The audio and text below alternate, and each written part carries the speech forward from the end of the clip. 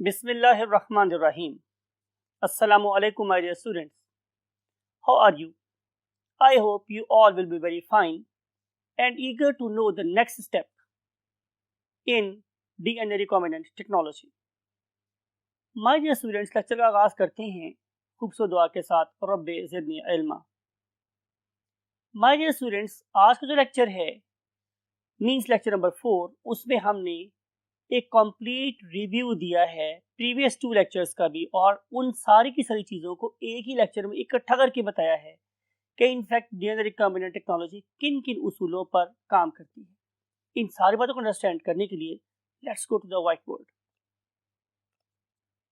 My dear students, हम बात कर रहे हैं डीएनए रिकॉम्बिनेंट टेक्नोलॉजी की. डीएनए रिकॉम्बिनेंट टेक्नोलॉजी के डिफरेंट फेजेस हैं, डिफरेंट मंजिलें हैं, राइट. हर एक मंजिल एक छोटा सा क्या है, पिट स्टॉप है. उसके आगे एक हमें नया सफर शुरू करना होता है. हम स्टेप बाय स्टेप वो मनाजिल तय करते चले जाते हैं और इवेंचुअली हम उस मकाम पे पहुंच जाते हैं. That is the last step of biotechnology and we call it as expression of the genes. देखते हैं कि ये सारी की सारी चीजें इंटीग्रेटेड वे में आपस में मिल के कैसे काम करती हैं. So very first thing is you know very well to obtain gene of interest, जिसे मैं गोई बोलता रहा हूँ. My dear students, it is a human cell और इस पर्टिकुलर ह्यूमन सेल के अंदर सारी की सारी इंफॉर्मेशन हमारे क्रोमोसोम पे क्या है, कोडेड है. You know, human gene is a very very very very deep sea of what genes. अब उस पर्टिकुलर सी में से एक जीन को तलाश करना ऐसे ही है कि जैसे शायद मेडिटेरियन सी में से टाइटैनिक को ढूंढना होता है. It is not that simple. बहरहाल अल्लाह ताला ने हमें अकल दी है और हम उस अकल को इस्तेमाल करके क्रोमोसोम से डायरेक्टली भी जीन ऑब्टेन कर लेते हैं. कैसे, डिस्कस करेंगे आपसे बाद में.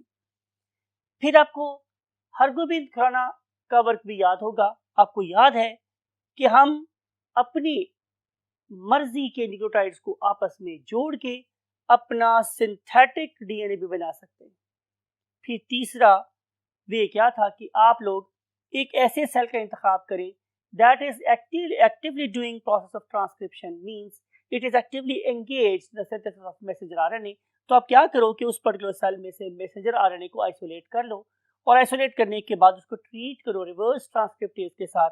तो आप लोगों के पास cDNA आ जाएगा उस पर्टिकुलर जीन का जिस पे आप काम करना चाह रहे हैं. जीन ऑफ इंटरेस्ट मुख्तलिफ हो सकते हैं. मेरे वाले केस में हम इंटरेस्ट ले रहे हैं किस में, इंसुलिन में, because I want to have the diabetic patients. लेकिन किसी और साइंटिस्ट के लिए ये भी हो सकता है कि वो थैलेसीमिया की जीन पे काम कर रहा हो, तो उसकी जीन ऑफ इंटरेस्ट क्या होगा, थैलेसीमिया का वाइल्ड जीन. एक और साइंटिस्ट मुमकिन काम कर रहा हो सिकल सेल एनीमिया पे, तो उसके लिए सिकल सेल एनीमिया का wild gene means normal gene का वो जीन ऑफ इंटरेस्ट होगा. एक और साइंटिस्ट हार्मोन्स के ऊपर काम करना चाह रहा है, तो फॉर एग्जांपल हम ग्रोथ हार्मोन की बात कर रहे हैं, तो उसके लिए ग्रोथ हार्मोन का जीन जो होगा it will gene of interest. तो ये कुछ मोटी एग्जांपल्स मैंने आपको बताई. दुनिया में बेतहाशा डिसऑर्डर्स हैं और हर डिजीज के लिए ग्रुप ऑफ साइंटिस्ट दिन रात काम कर रहा है कि वो इस पर्टिकुलर दुखी इंसान की तरीके से हेल्प कर सकता. हमने बहरहाल किसी भी वे से कोई सा भी जो भी हमारा जीन ऑफ इंटरेस्ट था वो हमने ऑब्टेन कर लिया. तो ऑब्टेन करने के बाद क्या होगा, ये पहला स्टेप था कि आपने ह्यूमन सेल से इन 3 वे में से किसी एक तरीके से जीन ऑफ इंटरेस्ट को ऑब्टेन कर लिया. ये देखें, ये मैंने डॉटेड डॉट्स शो किए हुए. इधर भी n नंबर ऑफ न्यूक्लियोटाइड्स हो सकते हैं, इधर भी n नंबर ऑफ न्यूक्लियोटाइड्स हो सकते हैं. इनके दरमियान भी देखें, मैंने यहाँ पे लाइन लगाई है, ये ब्लू लाइन लगाई है, यहाँ पे ये ब्लू लाइन लगाई हुई है. इसके दरमियान भी बेसिकली मेरा एक्चुअल जीन है. इस पर्टिकुलर जीन को कभी कुछ नहीं होना चाहिए, इट शुड रिमेन इंटैक्ट. तो हम लोग क्या करते हैं कि हम up the stream and down the stream, up the stream और डाउन द स्ट्रीम जीन के क्या करते हैं, हम डाइजेशन करवाते हैं. किसकी, जीन ऑफ इंटरेस्ट के बाहर वाले डीएनए की. फिर मैं बता रहा हूं कि पॉइंट ए से लेकर पॉइंट बी तक मेरा जीन ऑफ इंटरेस्ट है, तो मैंने इसको इंटैक्ट रखना है. इसके अपस्ट्रीम और इसके डाउनस्ट्रीम जोन्स को मैंने डाइजेस्ट करवाना है bye means of a very very specific enzyme that should not carry out the cutting of this gene, वो इस जीन को कट ना कर दे, हमेशा उस जीन की बाहर वाले जोन में कट्स लगाए। आपको पता है कि उस कट लगाने वाली चीज का नाम क्या था? मोलेकुलर सीजर, यानी कि हम लोग उसे नाम देते हैं व्हाट? हम उसे नाम देते हैं एंडोन्यूक्लियस।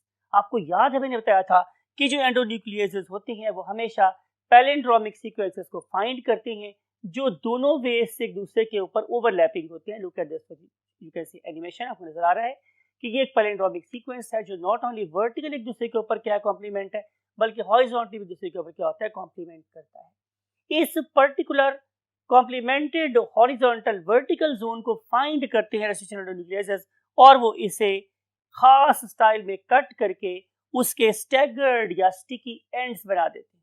अब ये मेरे पास एक ऐसा जीन बन गया है कि जिसके दोनों एंड्स कैसे हैं, स्टिकी हैं, और इसको मैंने किसी खास एंजाइम से कट किया हुआ है, खास रेस्ट्रिक्शन एंडोन्यूक्लियस से कट किया है, और जिसका नाम है फॉर एग्जांपल इस तरफ मैंने इसको डाइजेस्ट किया है bye means of eco R1, और इस तरफ को मैंने डाइजेस्ट किया हुआ है for example by means of HIND3 gene, HIND3 enzyme, sorry, right.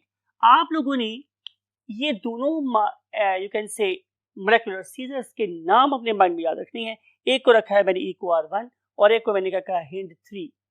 For example मैंने भी जीन ऑफ इंटरेस्ट को एक तरफ इको R1 से काटा है और दूसरी तरफ मैंने HIND3 से काटा है, तो ये जीन मेरे लिए बहुत ही ज्यादा क्या हो गया है, इंपॉर्टेंट। लेकिन साथ ही साथ ये क्या है, बहुत रिएक्टिव भी हो गया। मुझे इस पर्टिकुलर जीन को संभाल के रखना है, बिकॉज याद रखो ये बात मैंने आपसे 3 फिक्रों में कह दी है, इस जीन को ऑब्टेन करना कोई आसान काम नहीं होता।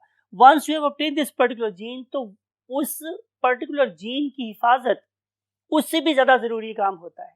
हमने इस पर्टिकुलर जीन को अपने पास सेव रखना है। अगर मैं एक साइंटिस्ट हूं तो ये मेरे लिए बहुत वाइटल है, अगर मैं एक केमिस्ट हूं तो मेरे लिए बड़ा इंपॉर्टेंट है, अगर मैं एक इंडस्ट्रियलिस्ट हूं तो मेरे लिए बड़ी इंपॉर्टेंट है, मैं एक मेडिकल डॉक्टर हूं तो मेरे लिए जीन की बड़ी इंपॉर्टेंट है, डिपेंडिंग अपॉन के जीन ऑफ इंटरेस्ट है किस तरह का। फॉर एग्जाम्पल कि मैं डायबिटिक्स की हेल्प करना चाह रहा हूं और मैं चाहता हूं कि मैं इंसुलिन बनाऊं, और मैंने एक बहुत बड़ा सेटअप लगा रखा है किसका, इंसुलिन की मैन्युफैक्चरिंग का, तो शायद उस बड़ी सारी मल्टी बिलियन फैक्ट्री में जो सबसे कोर इंपॉर्टेंस की हामिल चीज है वो यही इंसुलिन का जीन है। तो हमने इस इंसुलिन के जीन को क्या करना है, सेव रखना है। तो सेव करने के लिए हम क्या करते हैं कि हम इसको बांध के रखते हैं, टाई करके रखते हैं, लाइगेट करके रखते हैं into a vector that is called as the cloning vector, right. देखेंगे मेरे पास एक क्लोनिंग वेक्टर है, इसको मैंने ब्लू से ड्रॉ किया हुआ है। क्लोन का मतलब मेरे पास क्या है, आपको याद होगा मैंने लास्ट टाइम बोला था कि इसके पास क्या है, रेप्लिकेशन का एक मैसेज होता है। आपको याद है मैंने बोला था कि जितने भी मेरे पास वेक्टर्स होते हैं, वो प्लाज्मिड हो या हमारे खुद से सिंथेसाइज्ड वेक्टर हो, ये सारे के सारे एक प्रॉपर्टी रखते हैं कि इनके पास सेल्फ रेप्लिकेशनल एबिलिटी होती है। इसी तो क्लोनिंग वेक्टर है। एंड यूनिक्लोन क्या होता है, एक ऐसा डीएनए जो अपनी मल्टीपल कॉपीज कैसी बनाता है, आइडेंटिकल कॉपीज होती है। एक ऐसा ग्रुप ऑफ कॉपीज जो आपस में क्या है, आइडेंटिकल है, उन्हें हम नाम के देते हैं क्लोन्स, ठीक है। तो ऐसा ग्रुप ऑफ डीएनए जो एक दूसरे से 100% मिलते जुलते हैं, उन्हें हम नाम के देते हैं क्लोन। तो ये वेक्टर इस्तेमाल होती हैं जीन की मल्टीपल कॉपीज आने के लिए बाय मींस ऑफ रेप्लिकेशन। तो आपको याद होगा मैंने बोला था कि किसी भी क्लोनिंग वेक्टर के अंदर 2 चीजें बड़ी इंपॉर्टेंट थी, एक था हमारे पास कोडिंग जोन, एक था नॉन कोडिंग जोन, और फिर उसके अंदर एक था हमारे पास रेप्लिकेशन साइट, ठीक है। तो हमने यहाँ कहीं रेप्लिकेशन साइट इंसर्ट की हुई है कि जब कभी भी ये घूम के दोबारा वापस आएगा तो आगे लिखा होगा कि एक कॉपी और बना दो। जब भी ये सारे के सारे एप्लीकेशन होने के बाद दोबारा हम यहाँ पहुंचेंगे तो यहाँ पे फिर लिखा होगा एक कॉपी और बना दो। तो जब तक ये वाला क्लोनिंग वेक्टर एक सेल के अंदर मौजूद है तो कॉन्स्टेंटली अपनी कॉपी बनाता चला जा रहा है, बिकॉज कि हर साइकिल के बाद लिखा होता है 1 कॉपी मोर, राइट। तो इस तरीके से अपनी कॉपीज बना लेते हैं। हम लोग क्या करेंगे कि हम इस पर्टिकुलर एबिलिटी को इस्तेमाल करेंगे to make clones of my gene, ठीक है। तो हम लोग क्या करेंगे कि जिस एंजाइम्स से मैंने अपने जीन ऑफ इंटरेस्ट को डाइजेस्ट किया था, उसी पर्टिकुलर एंजाइम से मैं इस क्लोनिंग वेक्टर को डाइजेस्ट करूंगा। रिजल्ट में क्या होगा मेरे पास कि इस क्लोनिंग वेक्टर के भी वैसे ही एंड्स बन जाएंगे जिस तरह के मेरे जीन ऑफ इंटरेस्ट के एंड्स थे। तो अब क्या होगा कि जब मैं इन दोनों को क्या करूंगा, एक ही जगह पे डाल दूंगा और उसमें एंजाइम ऐड कर दूंगा लाइगेज, क्या एंजाइम ऐड कर दूंगा माय डियर स्टूडेंट्स? लाइगेज। तो वो मेरे जीन ऑफ इंटरेस्ट और प्लाज्मिड के डीएनए को आपस में यहां जोड़ देगा, फॉर एग्जांपल पॉइंट एक्स और पॉइंट वाई पर। अगर मैं आपको किसी और तरीके से समझाऊं तो ये समझ लो कि ये बेसिकली एक वेल्डर है जो दो डिफरेंट चीजों को आपस में जोड़ रहा है। तो लाइगेट करना भी ऐसा ही होता है, दो चीजों को आपस में जोड़ना, नॉट लगाना। तो this very enzyme that is going to combine two different types of DNAs together and making it you can say new molecule that is called as basically the ligase. अब ये जो मेरे पास एंजाइम है ligase, अगर ये सही काम करेगा तो मेरे पास जीन ऑफ इंटरेस्ट सेव हो जाएगा इस वेक्टर के अंदर, जिसे हम क्या बोलते हैं? Cloning vector. पहली बात तो ये है कि अगर मैं इसको ऐसे भी सेव कर लूं तो भी ये क्या होगा, मेरे पास जीन सेव हो जाएगा। लेकिन जरूरत किस बात की होती है कि हम इसकी मल्टीपल कॉपीज बनाएं, और इस पर्पस के लिए ही तो हम लोग ये सारे पापड़ बेल रहे होते हैं। Once we have got that very multiple copies of gene of interest in the cloning vector, तो मुझे क्या करना है कि अगर मैं इसको प्रोसीड करना चाहता हूँ, दो बातें कही है मैंने कि इस एक पॉइंट के ऊपर मैंने पहला काम क्या किया कि मैंने इनकी मल्टीपल कॉपीज बना के अपने सबसे वाइटल जीन को क्लोनिंग वेक्टर के अंदर बंद करके सेव कर लिया। दूसरा काम ये है कि इनमें से मैं कुछ वेक्टर्स को इस्तेमाल कर सकता हूं to carry on my research in you can say forward direction. उस पर्पस के लिए मुझे क्या करना पड़ेगा कि मुझे इस पर्टिकुलर क्लोनिंग वेक्टर को दोबारा से डाइजेस्ट करना पड़ेगा उसी डाइजेस्टिव एंजाइम के साथ कि जिससे ये पहले डाइजेस्ट हुए थे, मींस वही इको आर और वही हिंट। Once we have done this thing, तब मैंने दोबारा से जीन ऑफ इंटरेस्ट को बाहर निकाल लिया। भाई अगर मैं इसको इस तरह बंद रखूंगा तो ये तो किसी काम नहीं आएगा। तो मुझे क्या करना है कि मुझे इस पर्टिकुलर क्लोनिंग वेक्टर को उन्हीं एंजाइम से डाइजेस्ट करके अपने जीन ऑफ इंटरेस्ट को फर्दर रिसर्च के लिए इस्तेमाल करना है। राइट, आइए देखते हैं कि हम इस जीन ऑफ इंटरेस्ट को फर्दर कैसे इस्तेमाल करते हैं। For this purpose we have to go to the next part of the code. Yes my dear students, ये आ गया मेरे पास जीन ऑफ इंटरेस्ट। आपको याद होगा हमने प्रीवियस बोर्ड से कैरो इधर भेजा था। That is basically gene of interest. It may be वही बात, thalassaemia, it may be insulin, it may be growth hormone, it may be sickle cell anaemia, it may be alkaptonuria, blah blah blah, बहुत कुछ। तो ये कोई भी gene of interest हो सकता है। याद रखें, चूंकि मैंने इसको डाइजेस्ट किया है, वही बात है, एक तरफ से इको R1 के साथ और एक तरफ से डाइजेस्ट किया हुआ था मैंने हिंड 3 के साथ, तो यही मेरे पास फिर स्टिकी एंड वाला जीन आ गया है। राइट, अब मुझे क्या करना है कि अब मुझे इस पर्टिकुलर जीन ऑफ इंटरेस्ट को एक्सप्रेशन के लिए रेडी करना है। अगर मुझे इस जीन ऑफ इंटरेस्ट को एक्सप्रेशन के लिए रेडी करना है तो मुझे क्या चाहिए होगा? मुझे चाहिए होगा एक एक्सप्रेशन वेक्टर। याद रखो, एक्सप्रेशन वेक्टर प्रोटीन बनवाता है, ट्रांसलेशन करवाता है, लेकिन जो सिंपल क्लोनिंग वेक्टर था उससे सिर्फ और सिर्फ उसी डीएनए की मल्टीपल कॉपीज बनाई थी। मैंने आप लोगों को समझाने के लिए अपनी क्लोनिंग वेक्टर का कलर क्या रखा था? ब्लू, और इन एक्सप्रेशन वेक्टर का कलर मैंने कैसा रखा है? रेड। राइट, तो आप क्या करोगे कि आप इस पर्टिकुलर एक्सप्रेशन वेक्टर को भी उसी एंजाइम से ट्रीट करोगे जिससे आपने जीन ऑफ इंटरेस्ट को ट्रीट किया था।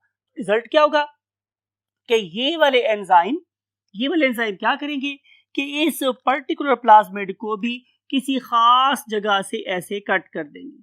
राइट, कट करने के बाद ये जो सर्कुलर डीएनए था ये एक लीनियर डीएनए में कन्वर्ट हो जाएगा। राइट, अब हमने क्या करना है कि अब हमने इस linear DNA of expression vector, it is important, it is not cloning vector, मैं बार-बार आप लोगों के लिए वर्ड यूज कर रहा हूं ताकि आपको डिफरेंस पता चले। Once we have got the linear expression vector, DNA of linear expression vector and gene of interest in linear form, तो फिर हम यहाँ पे क्या डालेंगे? प्लस का साइन और एंजाइम डाल देंगे लाइगेज। आपको पता है लाइगेज क्या था? वेल्डर था, तो फिर दोबारा जोड़ना था।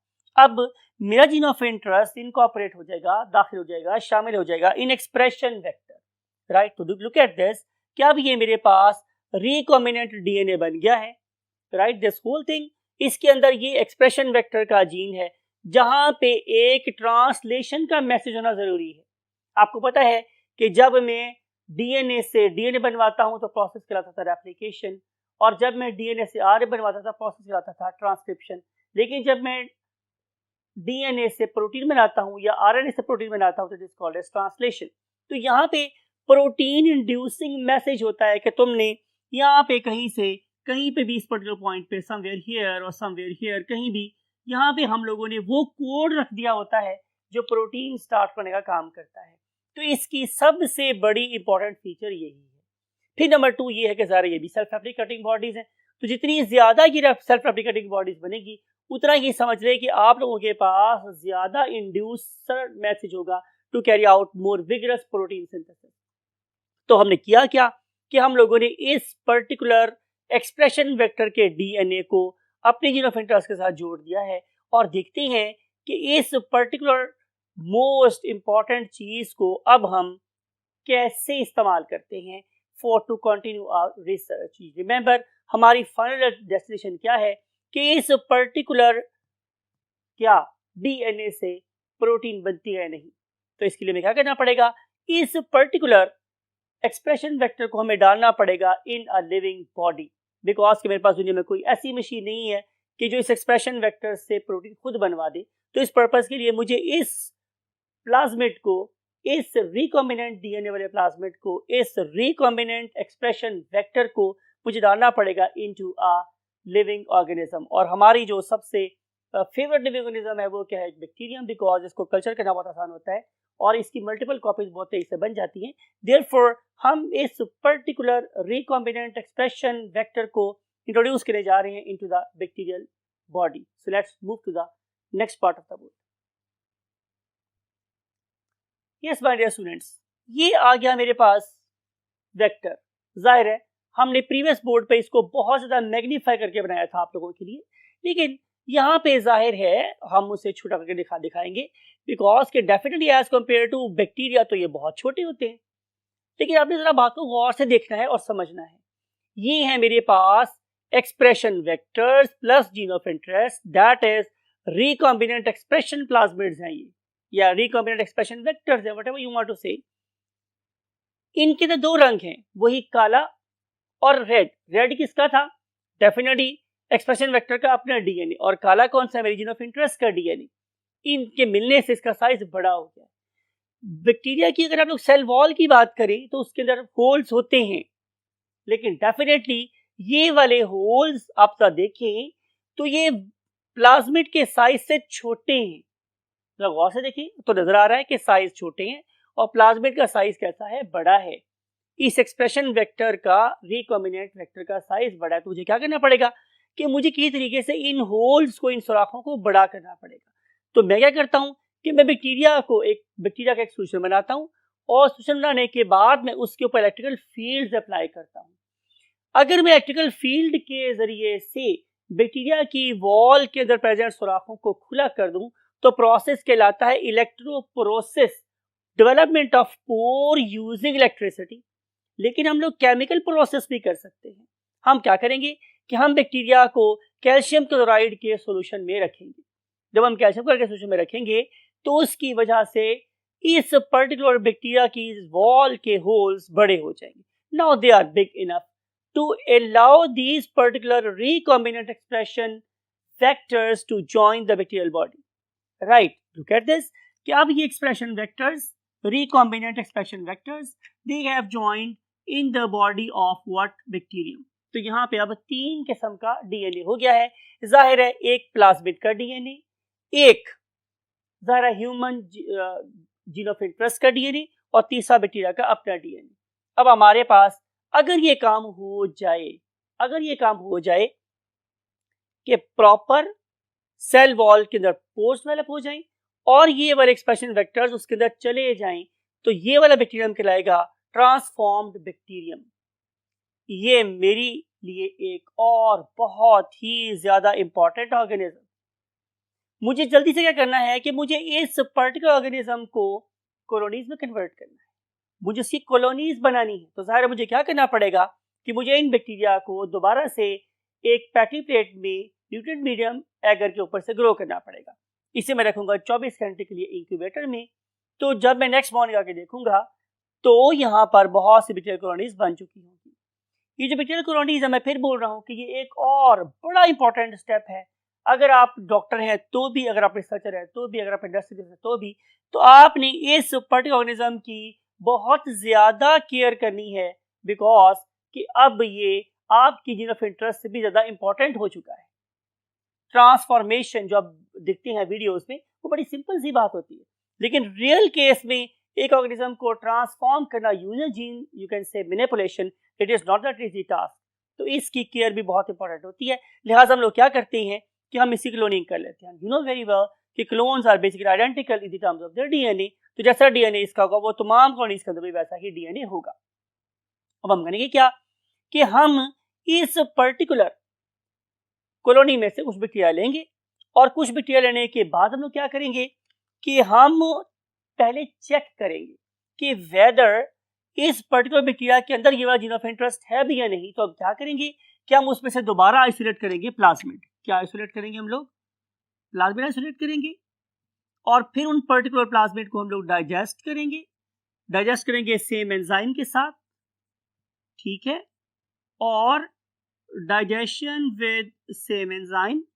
और उसके बाद हम देखेंगे कि क्या उसके अंदर उसी बेस पेयर्स का या किलो बेस पेयर्स का क्या प्रेजेंट है, जीन ऑफ इंटरेस्ट और नॉट। अगर उसके अंदर वो जीन ऑफ इंटरेस्ट प्रेजेंट होगा तो फिर ये कंफर्मेशन बात है कि ये ट्रांसफॉर्म्ड ऑर्गेनिज्म है। फिर हम लोग इस ट्रांसफॉर्म्ड ऑर्गेनिज्म को कहाँ डाल देंगे? एक्सप्रेशन लेने के लिए फर्मेंटर में डाल देंगे। और वो जो फर्मेंटर है मेरे पास is basically a device. Look at this very you can say image, आपको नजर आ रहा है। फर्मेंटर एक ऐसा डिवाइस है बेसिकली कि जिसके अंदर हम ट्रांसफर करते हैं बैक्टीरिया को। It is very much rich in nutrients और इसकी जो रिक्वायरमेंट है something like oxygen and partial pressure of you can से oxygen, temperature, pH, everything we can make you can say adjustments to provide optimum conditions for the growth of this particular transformed bacteria. अब ये fermenter में रहेंगे बड़े मजे के साथ because कि हमने उनकी बहुत ज्यादा आइडियल कंडीशन प्रोवाइड की हुई हैं। और ये क्या करेंगे कि जहां ये अपनी चीज बनाएंगे साथ ये मेरी चीज भी बना देंगे। मींस से I want to make insulin, तो क्या करेंगे कि लुक एट दिस, फर्मेंटर के साइड पे जो बैक्टीरिया हैं वो सर्टेन सब्सटेंसेस रिलीज कर रहे हैं, वो बेसिकली क्या है इंसुलिन, या फिर वो क्या होता है ग्रोथ हार्मोन, तो ग्रोथ हार्मोन रिलीज हो जाएगा। तो ये जितनी भी चीजें यहाँ पर प्रोड्यूस होंगी हम क्या करेंगे क्या फर्मेंटर की बेस पे देखिए हम लोगों ने एक आउटलेट लगाई हुई है। आफ्टर सर्टेन टाइम जब हम देखेंगे क्या बैक्टीरिया इससे ज्यादा रिप्रोड्यूस नहीं कर सकते because food is getting scarce you can say every passing minute, तो हम लोग क्या करेंगे कि हम इस पर्टिकुलर फर्मेंटर को फिल कर देंगे मजीद किसके साथ, फूड के साथ, और बाकी जो यू कैन से होगा पहले वाला फर्मेंटर के अंदर मटेरियल उसे हम ड्रेन आउट कर लेंगे। और ड्रेन आउट करने के बाद हम उस पर्टिकुलर इंसुलिन को आइसोलेट करेंगे। आइसोलेट करने के बाद हम उसे प्योरीफाई करेंगे। इस पर्पस के लिए हमें हेल्प चाहिए होती है डेफिनेटली एक केमिस्ट की, बिकॉज कि चीज़ों को प्योरीफाई करना, आइसोलेट करना ज़ाहिर है हमारी जॉब नहीं है। हमारी जॉब तो सिर्फ और सिर्फ उस प्रोडक्ट को बनवा के देना था। तो केमिस्ट आएंगे, वो इसको डेफिनेटली आइसोलेट करेंगे, प्योरीफाई करेंगे, और प्योरीफाई करने के बाद उसे वायल्स में डालने के बाद मार्केट कर देंगे। So this was the last step in genetic recombination. और अगर हम लोग बात करेंगे किसकी की, जीन थेरेपी की, तो फिर डेफिनेटली हम लोग इन पर्टिकुलर जीन्स को लेंगे और फिर हम इसे, आपको याद होगा हमने एक हैक बोला था, ह्यूमन आर्टिफिशियल क्रोमोसोम लेंगे और उस आर्टिफिशियल क्रोमोसोम के अंदर भी इसको इंसर्ट करेंगे और इसे ह्यूमन के पास भेजेंगे to carry out the some sort of gene therapy. देखते हैं कि ये वाला काम इसके अलावा किसी और मेथड से हो सकता है या नहीं, तो उसके लिए मूव करना पड़ेगा last part of the board.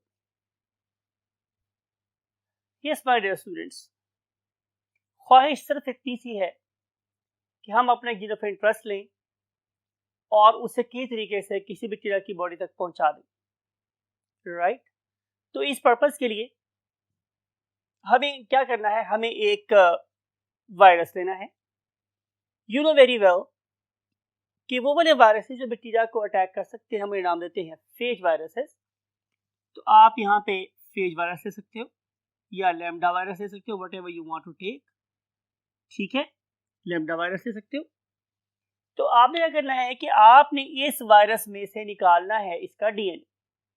Very simple, you know कि their code is made up of protein, तो अगर आप प्रोटीन कोड को वहां से निकाल दोगे तो बाकी बचेगा आपके पास DNA.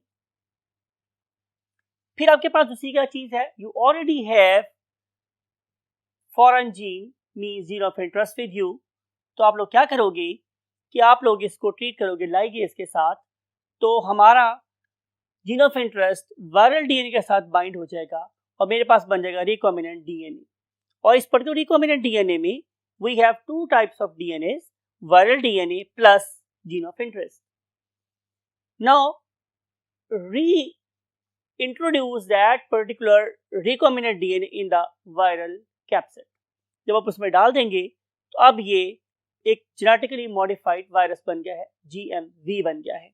So this particular genetically modified virus, now we will ask this particular virus to go and infect the bacteria. Steps आपको पता है कैसे वो लैंड करता है, लॉन्च करता है, कैसे डीएनए में इंसर्ट करता है.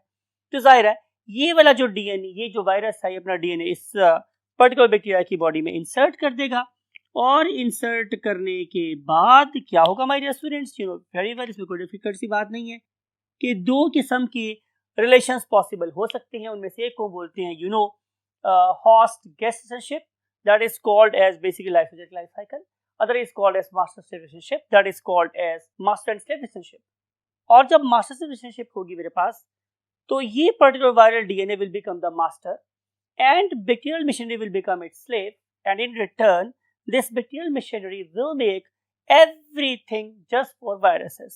Now we have multiple viruses and these particular viruses then they can be used anywhere, you can say in for example treatment of human being or whatever the case may be. तो लेकिन बहाल काम बात सिर्फ ये है कि इस तरीके से हमने इस पर्टिकुलर बैक्टीरिया से भी उस पर्टिकुलर जीन की मल्टीपल कॉपीज बना दी. फिर ये भी हो सकता है कि हम इस पर्टिकुलर कॉपी एक्सप्रेशन नजर आना चाहिए था मुझे, तो वो मुझे ज़ाहिर है वायरसेस के बनने की फॉर्म में भी नजर आ चुका है. तो ये थी हमारे पास discussion regarding DNA recombinant technology. I hope कि आपको सारी की सारी बातें एक ही बोर्ड के ऊपर देखने के बाद इस सारी की सारी टेक्नोलॉजी को अंडरस्टैंड करने में काफ़ी हेल्प होगी. मैं फिर आपके लिए रिवाइज कर रहा हूँ. 2-3 स्टेप्स बड़े क्रूशल हैं, बहुत वाइटल हैं. पहला ये कि आपने जीन ऑफ इंटरेस्ट गेन करना है. Once we have got the gene of interest, जो कि बहुत मुश्किल काम होता है, तो उसके बाद उससे इंपॉर्टेंट काम ये होता है कि आप उस जीन ऑफ इंटरेस्ट को सेव करें. सेव करने के लिए हम इस्तेमाल करते हैं क्लोनिंग वेक्टर्स, राइट. जितने ज़्यादा आपके पास क्लोनिंग वेक्टर पड़े हुए होंगे उतना ही ज़्यादा आपका जीन ऑफ इंटरेस्ट आपके पास प्रिजर्व्ड होगा. उसके बाद फिर हम क्या करते हैं कि हम नेक्स्ट स्टेप पे आ जाते हैं और हम उस पर्टिकुलर क्लोनिंग वेक्टर को कट करके अपनी जीन ऑफ इंटरेस्ट को बाहर निकालते हैं और उसे एक्सप्रेशन वेक्टर में डाल देते हैं. अगर सक्सेसफुल हमारे पास इम्प्लांटेशन हो जाती है हमारी जीन ऑफ इंटरेस्ट की और एक्सप्रेशन वेक्टर के डीएनए की, तो अब ये वाला एक्सप्रेशन डीएनए भी मेरी उतना ही अहम है जितना कि मेरे पास क्लोनिंग वेक्टर वाला डीएनए अहम था. इसको भी आपने बहुत ज़्यादा एहतियात के साथ सेव करना है, बिकॉज कि इसको बताना भी बहुत मुश्किल काम होता है. Once we have got the successful recombinant expression vector, तो फिर हम इसको यूज़ करते हैं to have the expression. Last बात ये होती है कि क्या हमारा जीन हमारा चीज़ बन रहा है कि नहीं, तो उसको देखने के हमारे पास मुख्तलिफ क्या है तरीके हैं. उन पर्टिकुलर मेथड्स को हम स्टडी करेंगे आप लोगों के साथ इंशाल्लाह नेक्स्ट की किसी लेक्चर में. Till that time take very good care of yourself and your great parents. हमेशा बोलता हूँ जब भी नमाज पढ़ेगी दुआ कीजिएगा और दुआ में हमें भी ज़रूर याद रखिएगा. आई वॉन्ट टू से यू